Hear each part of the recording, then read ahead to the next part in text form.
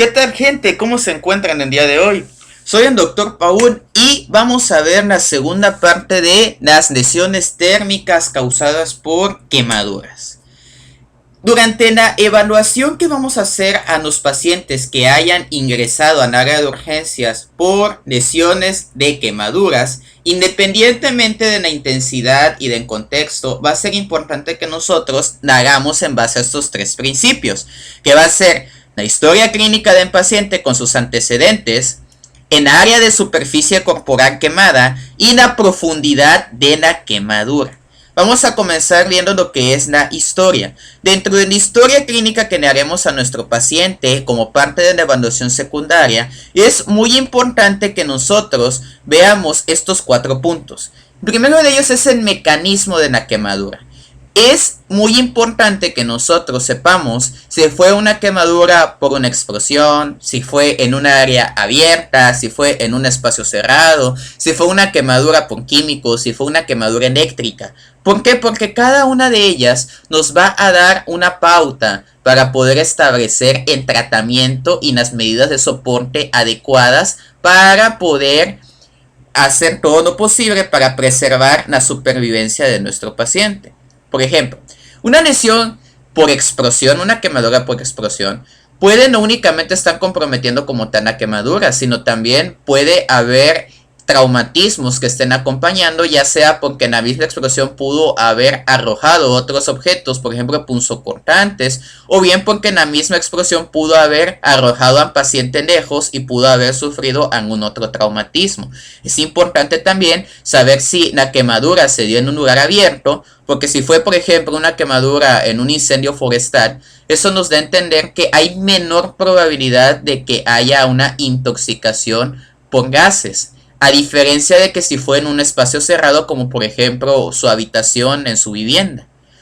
Ahora, es importante, como en todas las situaciones de un paciente traumatizado, saber los antecedentes personales patológicos. Es decir, este paciente es hipertenso, este paciente tiene diabetes mellitus tipo 2, es un paciente que tiene algún grado de inmunodepresión. Esas son situaciones importantes porque, por ejemplo, habíamos visto en el video anterior que uno de los mecanismos fisiopatológicos de las quemaduras es la inmunodepresión que causa por la pérdida de la barrera de la piel. En este caso, si mi paciente es portador de diabetes mellitus, eso lo hace muchísimo más predisponente a que pueda llegar a desarrollar una infección de sus heridas con una subsecuente sepsis si no se toman las medidas adecuadas. Obviamente es muy importante saber qué medicamentos ha consumido previamente al siniestro. Ya saben, por situaciones como por ejemplo consumo de anticoagulantes son muy importantes porque en conjunto con heridas pueden llegar a aumentar el riesgo de sangrado. Y otra cosa muy importante que se nos puede llegar a escapar. Nosotros vamos a preguntar el mecanismo precisamente porque es muy importante que lo cotejemos con el patrón de quemadura que estamos viendo. Por ejemplo, en esta imagen nosotros tenemos unas quemaduras hechas por colilla de cigarrillo. Y es de lo más frecuente, sobre todo en el contexto de pediatría, que aunque esta materia es urgencias adultos, no puedo evitar hacer el reforzamiento de ello. Muchas veces pueden llegar menores de edad con quemaduras y pueden decir, por ejemplo, mamá o papá, no, es que se quemó con estufa. Si me dicen que se quemó con estufa, pero estoy viendo quemaduras que tienen un aspecto de circunferencia, una estufa no te puede quemar de esta manera. Por lo tanto, se ha de sospechar maltrato cuando el mecanismo descrito no coincide con el patrón que nosotros estamos apreciando acá. ¿Sale? Ahora, la clasificación de los pacientes en base a superficie corporal quemada se va a hacer en base a la famosísima regla de los 9, también llamada la regla de Wallace. Esta regla nos divide en cuerpo, en este caso del adulto, en distintas porciones a las cuales se les están asignando valores de 9 en 9. Es por eso que se le da la regla de los 9. Por ejemplo, la región de la cabeza para la parte anterior va a equivaler a 4.5, mientras que en la región occipitano posterior va a equivaler al otro 4.5 restante, de tal manera que toda la cabeza vale 9%. Algo similar va a ser para las extremidades superiores. Todas las extremidades superiores en su cara anterior va a valer 4.5 cada una y en la cara posterior 4.5 también, de tal manera que toda la extremidad va a sumar 9. Lo mismo para la extremidad contralateral. En la área toracoabdominal, la cara anterior va a valer 18. Se puede subdividir también como 9% para tórax anterior, 9% para abdomen anterior y lo mismo para la parte posterior. ¿Sale? 9% para la porción torácica posterior y 9% para la región lumbar, incluyendo los glúteos. Y de la misma manera pasa con la extremidad inferior. Toda la extremidad inferior en su cara anterior va a valer un 9% y en su cara posterior un 9% restante. Y los genitales van a abarcar un 1%. Algunas literaturas, en el caso sobre todo de quemaduras de primer grado, nos marcan todo lo que es en el área de la palma de la mano con un 1%. ¿Sale? Pongamos un ejemplo. Si nuestro paciente tiene una quemadura que está involucrando todo su miembro superior derecho y la cara anterior de la porción torácica, entonces mi paciente tendría, como es todo el miembro superior, 4.5 de la cara anterior y 4.5 de la cara posterior, 9, más dice que es la región anterior torácica, entonces sería 9%, 18 más 9, 27, bueno, perdón, 9 de miembro superior, ya saben que no soy bueno en matemáticas, 9 de miembro superior más 9 de la región torácica anterior nos da un 18%, de tal manera que un paciente que tuviera una quemadura de todo su miembro superior y de la porción anterior del tórax tendría un 18% de superficie corporal quemada. Y de esta manera nosotros vamos a hacer nuestro cálculo. En cálculo de área de superficie corporal es muy importante porque nos permite poder calcular el déficit de líquidos intravenosos que nosotros le vamos a aplicar a nuestro paciente, ¿sale? Es por eso que como parte de la exploración secundaria, la evaluación secundaria, nuestro paciente debe de estar perfectamente bien desvestido para que nosotros podamos buscar todas las áreas que tengan lesiones y de esta manera incluirlas en nuestra regla de Wallace. Ahora, no únicamente basta con valorar la extensión de las quemaduras, sino también la profundidad de estas. Para poder clasificar la profundidad de una quemadura, tenemos el siguiente sistema que las agrupa en quemaduras de primer grado, segundo grado superficiales, segundo grado profundas y de tercer grado. Algunas literaturas incluyen también las quemaduras de cuarto grado. Sin embargo, por lo general, esta es la más usada. Las quemaduras de primer grado van a ser aquellas que únicamente van a llegar hasta la superficie de lo que va a ser la epidermis, ¿sale? Es decir, van a hacer quemaduras de las más frecuentes, por ejemplo, cuando ustedes se queman con la plancha o con el comal en la estufa y inmediatamente cuando se queman retiran el dedo, van a notar que les va a quedar el dedo con un eritema, es decir, se va a ver un dedo rojo, va a arder, va a ser un dolor ardoroso y no va a dejarnos ampolla. ¿Por qué? Porque la lesión se limitó exclusivamente a la epidermis, ¿sale? Y en la epidermis, al no tener vasos sanguíneos, no hay compromiso de estos mismos y por lo tanto no va a haber generación de edema. Las quemaduras de primer grado no ameritan verdaderamente cuidados hospitalarios a menos que sean de una extensión muy grande, ¿sale? Ahora, vamos con las quemaduras de segundo grado superficiales. Las quemaduras de segundo grado superficiales se van a denominar así cuando estén involucrando la siguiente capa que se encuentra por debajo de la epidermis, que en este caso sería la dermis. Cuando la dermis se ve involucrada de manera parcial, vamos a estar hablando de una quemadura de segundo grado. Y esta se va a caracterizar porque, a diferencia de la anterior, va a generarnos una ampolla, ¿sale? Esta ampolla es precisamente el resultado de la acumulación de ese exudado de líquido intersticial que se está empezando a acumular por debajo de la dermis. Y como la dermis es impermeable al agua, pues se queda esa agua exudado de plasma atorada, y eso es lo que termina inflando lo que va a ser la ampolla. Ahora, cuando la quemadura ya involucró todo el espesor de la dermis, ya estamos hablando de una de segundo grado. En las quemaduras de segundo grado ya no vamos a apreciar ampolla. Bueno, perdón, sí puede llegar a haber ampolla, van a ser muchísimo más extensas. Sin embargo, vamos a tener que va a haber una afectación de llenado capilar. Es decir, si nosotros hacemos una prueba de llenado capilar a las áreas lesionadas con una quemadura de segundo grado profunda, vamos a ver que sencillamente ya no hay presencia de este llenado, y eso es precisamente porque se vieron dañados los vasos sanguíneos por haber comprometido toda la integridad de la dermis, ¿sale? Entonces, la diferencia entre la de segundo grado superficial y la profunda es que en la de segundo grado la dermis se afectó parcialmente, es decir, todavía quedaron unos cuantos vasos sanguíneos que están íntegros. En cambio, en la profunda, los vasos sanguíneos se perdieron en la región de la dermis, y es por eso que ya no va a haber un llenado capilar adecuado, ¿sale? Por lo general, las lesiones de segundo grado profundas van a ameritar injertos, ¿sale? Y a diferencia de las anteriores, que van a cicatrizar sin mayor problema, estas nos pueden dejar cicatrices hipertróficas, ¿sale? Es decir, puede llegar a generar deformidades en las partes lesionadas una vez que se hayan curado mediante un proceso de cicatrización.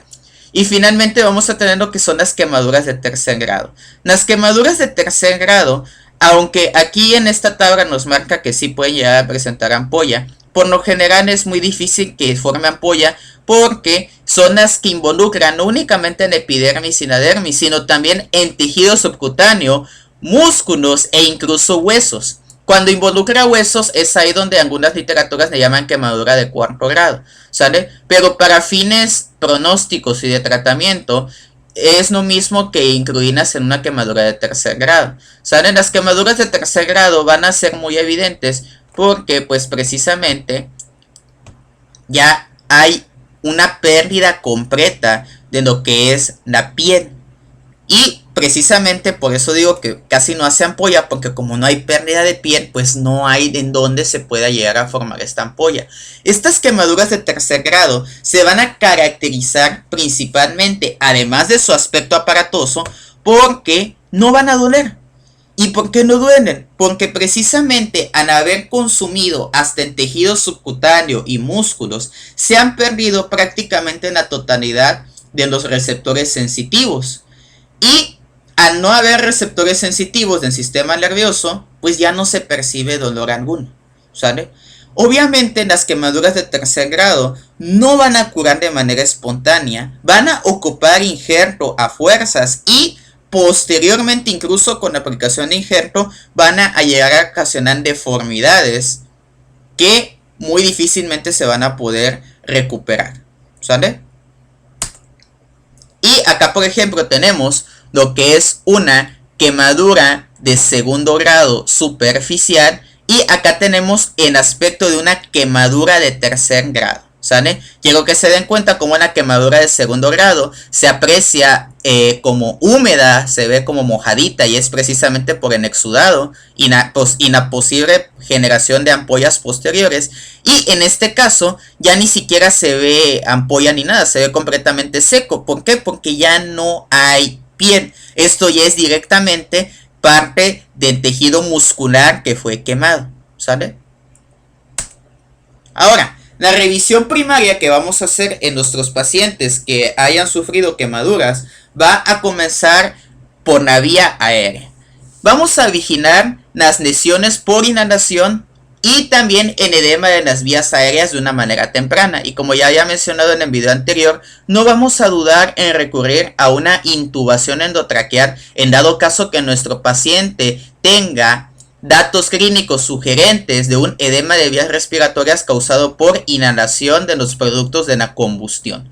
No nos esperemos a que nuestro paciente nos caiga en paro. Ahora, siguiente dentro de la evaluación primaria, vamos con la B, de ventilación. Los mecanismos por los cuales las quemaduras pueden llegar a ocasionar daños a la ventilación van a ser la hipoxia, en envenenamiento por dióxido de carbono y la inhalación de humo. La hipoxia, pues básicamente va a ser el resultado de una mala inhalación y del déficit de oxígeno que va a tener en paciente en el ambiente en el cual se generó el siniestro.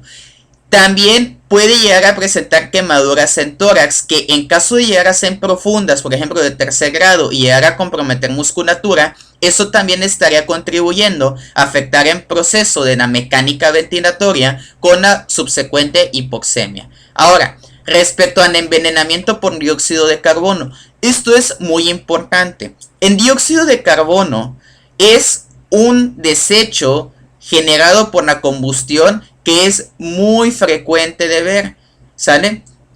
Especialmente en accidentes automovilísticos, precisamente por la combustión de hidrocarburos. El dióxido de carbono, cuando es inhalado, desplaza al oxígeno dentro del proceso de la respiración.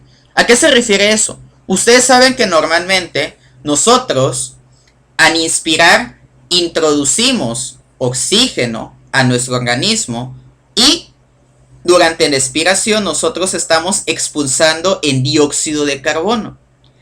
Sin embargo, el monóxido de carbono, que no es lo mismo que dióxido de carbono, es ese monóxido de carbono, hace que el cuerpo tenga más afinidad y en vez de meter oxígeno a la hora de inspirar, está metiendo monóxido de carbono. Y el monóxido de carbono evidentemente no le sirve a las células para poder hacer su respiración. Por lo tanto, la célula, en vez de estar recibiendo oxígeno para poder funcionar correctamente, se está llenando de monóxido de carbono, que es tóxico. Por lo tanto, nuestros pacientes se van a envenenar progresivamente de manera proporcional a la cantidad de tiempo y de concentración de la exposición de monóxido de carbono. Siguiente, la inhalación de humo.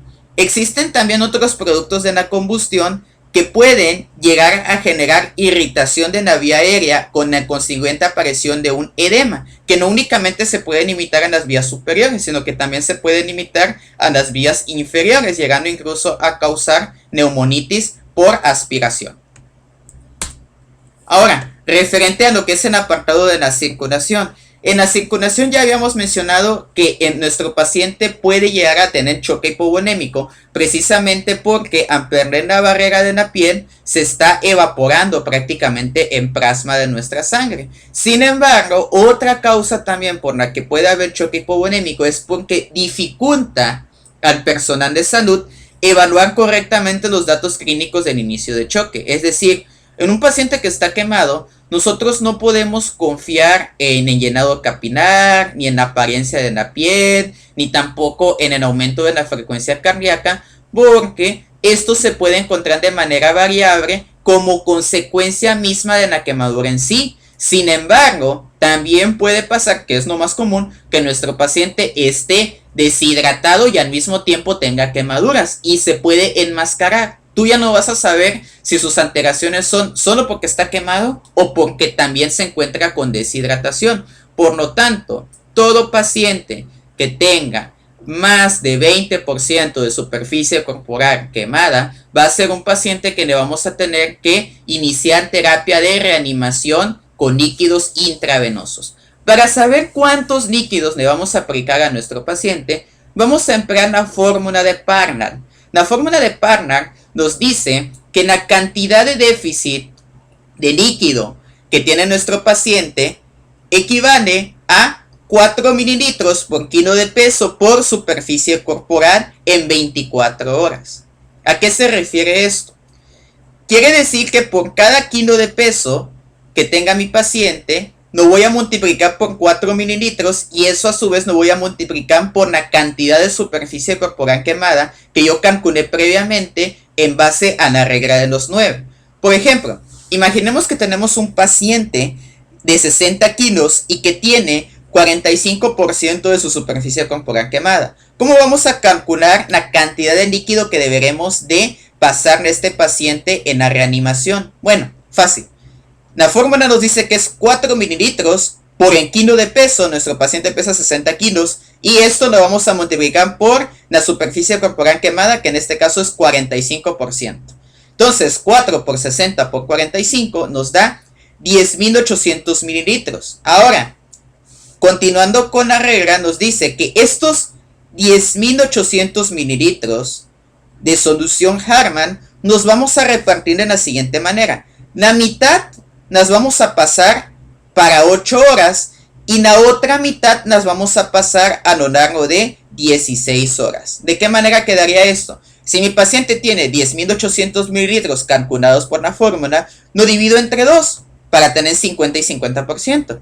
Quiere decir que 10.800 entre 2 es 5.400. Por lo tanto, vamos a pasarle de manera intravenosa a nuestro paciente 5.400 mililitros de solución Hartmann para 8 horas. Una vez que ya pasaron estas 8 horas, ahora vamos a pasar los 5.400 mililitros restantes repartidas en 16 horas. Es muy común que para poder hacerlo de una manera más precisa, estos 5.400 restantes nos dividamos a su vez a la mitad, para que ahora en este caso tendríamos 2.700. Entonces pondríamos 2.700 mililitros de solución Hartmann para 8 horas y otros 2.700 mililitros de solución Hartmann para otras 8 horas, y de esta manera hacemos las 16 horas. ¿Sale? ¿En qué momento nosotros vamos a hacer los ajustes? Nosotros vamos a hacer los ajustes en base a la uresis por miligramo kilo hora que esté pasando a nuestro paciente. Es por eso que es muy importante que nuestros pacientes que estén quemados y que estén con terapia intravenosa tengan un balance cuidadoso de líquidos a través de una sonda Foley, porque de esta manera se podrá calcular la uresis. Y nuestra meta de uresis es que tenga en paciente arriba de 0.5 mililitros por kilo por hora.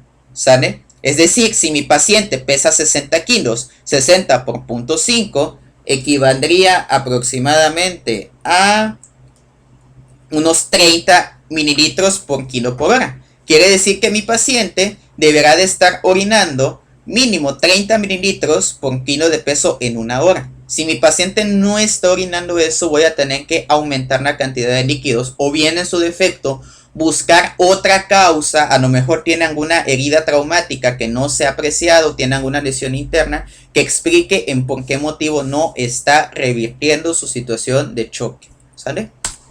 Ahora, ¿qué otras intervenciones vamos a realizar en estos pacientes? Todo paciente quemado de cajón va a tener que realizarse una biometría hemática, vamos a tener que hacer un cruce sanguíneo en caso que llegase a necesitar sangre, vamos a tener que hacer una gasometría arterial. Esto es extremadamente importante para que nosotros valoremos el estado de gases en sangre, la glucosa central. Los electrolitos séricos también son muy importantes, porque acuérdense que nuestro paciente que se está deshidratando también está perdiendo otros iones como sodio, potasio y calcio. Y estos desequilibrios electrolíticos nos pueden llegar a causar complicaciones como por ejemplo arritmias cardíacas. Entonces es por eso importante llevar el control de los electrolitos séricos. Y en mujeres que sean en edad fértil, una prueba inmunológica de embarazo. Ahora, también les podemos solicitar una radiografía de tórax cuando se trate de pacientes que tengamos la sospecha de inhalación de humo, para poder valorar las lesiones que pudo haber tenido en la vía aérea, y también en aquellos pacientes que se hayan intubado. Como yo les mencioné, es muy importante que ustedes le quiten toda la joyería, pulseras, así sean de tela, a nuestro paciente, porque nuestro paciente quemado tiene mucho riesgo de desarrollar síndrome compartimental, que es una complicación que ya habíamos visto en videos anteriores. De igual manera, cuando nuestro paciente tenga quemaduras de tercer grado o segundo grado profundas, se recomienda, previa valoración médica, hacer una escarotomía, es decir, remover el tejido necrótico, ¿sale? Y por lo general la escarotomía se va a realizar posterior a las 6 horas del ingreso. No es como tal una práctica indispensable en las primeras horas del manejo del paciente quemado, a menos que llegase a estar comprometiendo la vía aérea, ¿sale? Ahora, vamos a evaluar constantemente la circulación de las extremidades, y esto es muy importante porque debido a las quemaduras, sobre todo las que son muy profundas, puede llegar a comprometer a las extremidades. Siguiente, Obviamente su sonda Foley para embalance de líquidos y también una sonda nasogástrica para evitar la broncoaspiración de los pacientes. Narcóticos, analgésicos y sedantes. Obviamente nuestro paciente, sobre todo que tiene extensiones muy grandes de superficie corporal quemadas, va a meritarle una analgesia efectiva que se va a dar principalmente mediante el uso de narcóticos, ¿sale? Ahora, vamos a tener que cuidar las heridas para evitar infecciones. El hecho de reventar o no reventar las ampollas es bastante controversial. En ATLS nos recomienda que no lo hagamos. Sin embargo, algunas otras guías europeas, sobre todo, nos recomiendan que sí debemos de reventar las ampollas para reducir el riesgo de infecciones. El reventarlas o no reventarlas, yo como sugerencia es que quede a valoración del médico tratante, ¿sale? En base a la evidencia que tenga. Ahora, importante, esto sí, no aplicar compresas frías sobre la piel quemada. Acuérdense que la piel quemada ha perdido su mecanismo de retroalimentación negativa para poder ajustar la temperatura de la piel. Por lo tanto, si ustedes me ponen compresas frías sobre el área quemada, ustedes van a aumentar el riesgo que mi paciente haga hipotermia, ¿sale? También es importante valorar el uso de antibióticos profilácticos por precisamente el riesgo de que esas quemaduras puedan ser puerta de entrada para diversos microorganismos y llegar a causar una infección local que posteriormente se podrá complicar con una sepsis, ¿sale? Y también es importante determinar la inmunización antitetánica del paciente. Esto precisamente por lo mismo que hemos venido hablando, que cuando se pierde la integridad de la piel, se cae en una inmunosupresión y hay mayor riesgo de poder contraer enfermedades como en este caso Clostridium tetani. Así que se recomienda la inmunización antitetánica del paciente si es que no ha contado con ella. Y finalmente vamos a considerar también otra clasificación de las quemaduras, que en este caso es un concepto de paciente de gran quemado. Nosotros vamos a denominar paciente de gran quemado aquellos pacientes que tengan quemaduras de segundo o de tercer grado y que estén afectando más del 20% de superficie corporal en adultos, o bien más del 10% de superficie corporal si hablamos de menores de 2 años o mayores de 65 años. De igual manera, vamos a tratar como un paciente de gran quemado aquel paciente que, independientemente de sus quemaduras, haya tenido lesiones de la mucosa oral y de las vías respiratorias por inhalación. Las pacientes que tengan quemaduras junto con traumatismos y quemaduras eléctricas. En este caso me quiero detener un poquito en las quemaduras eléctricas, porque si bien no nos menciona nuestro temario como abordar en el tema, sí es importante que ustedes tomen en cuenta que las lesiones eléctricas muchas veces no son tan valorables como las lesiones que ocurren por calor. ¿Por qué? Una quemadura eléctrica va a tener un punto de entrada y puede llegar a tener un punto de salida. Y sus quemaduras van a hacer directamente sobre las cavidades corporales. Es decir, no van a afectar como tal la epidermis, sino directamente van a afectar lo que es el tejido subcutáneo, los músculos, los huesos e incluso a través de su conducción van a llegar a afectar órganos vitales dentro de la cavidad abdominopélvica, ¿sale? También dentro de la cavidad torácica. Por lo tanto, todo paciente que tenga quemaduras eléctricas, es decir, paciente que diga, no, es que estaba manipulando unos cables de poste y vimos que cayó, aunque no se vea aparatoso, ustedes lo tienen que manejar como un paciente grave, porque sus lesiones pueden llegar a ser internas, ¿sale? Y de esta manera concluimos lo que es los pacientes con lesiones térmicas por quemaduras. En el siguiente video veremos ahora las lesiones térmicas por frío. Y espero que estén pasando un excelente día, chicos, que les haya servido el video. Nos vemos en el siguiente. Hasta luego.